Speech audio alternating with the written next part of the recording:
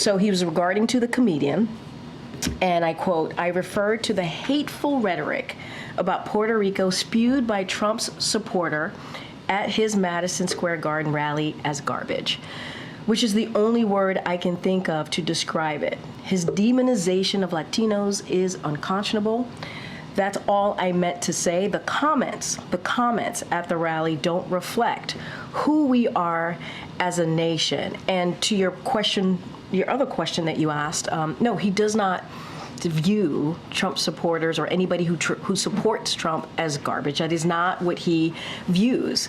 If the president has said this for more than 3 years now, he has said multiple times that he is a president for all. It doesn't matter if you live in a red state. It doesn't matter if you live in a blue state. He has said this himself. I have said it on his behalf.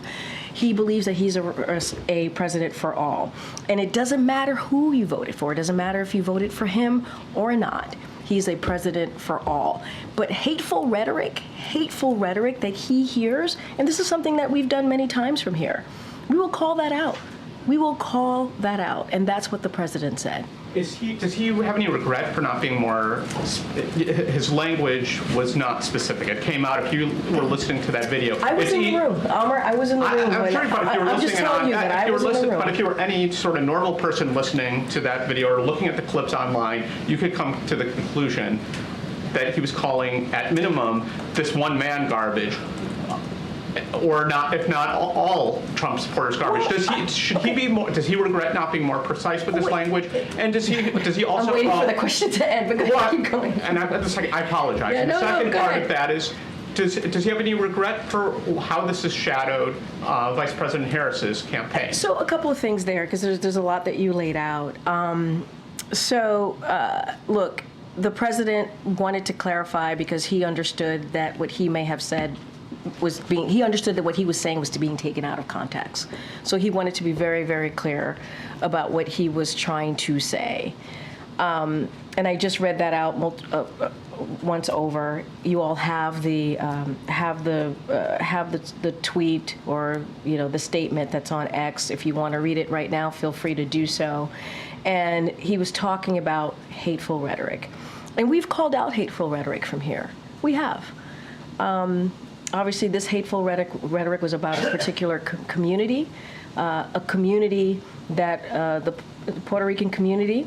They are Americans. This is a community that he respects, and he wanted to make sure he called that out. And hateful rhetoric should be called out. It should be. But at the same time, the president is a president for all. He will continue to do so. He will continue to serve for everyone. I want to step back for a second because I think this is really important. Yesterday, we went to Baltimore, Maryland. He announced a $3 billion project in Baltimore. That $3 billion project is going to help 27 states. 11 of those states have Republican governors. This is what this president cares about. Making sure that people who are in need get the assistance that they need. Right? He talked about port infrastructure, and we went to Baltimore. Obviously, we know what happened a couple of months ago with one of the bridges there. $147 million for Maryland in particular. But just think about it: 27 states, 11 states are Republican governors. And we're talking about the Inflation Reduction Act, which only Democrats voted for. Republicans didn't vote for that. Republicans tried to repeal that. Let's not forget what the speaker said yesterday about ACA, wanted to repeal ACA, which would hurt millions of Americans. And so that's what the president wants to focus on, which is why he wanted to make sure he clarified what he said.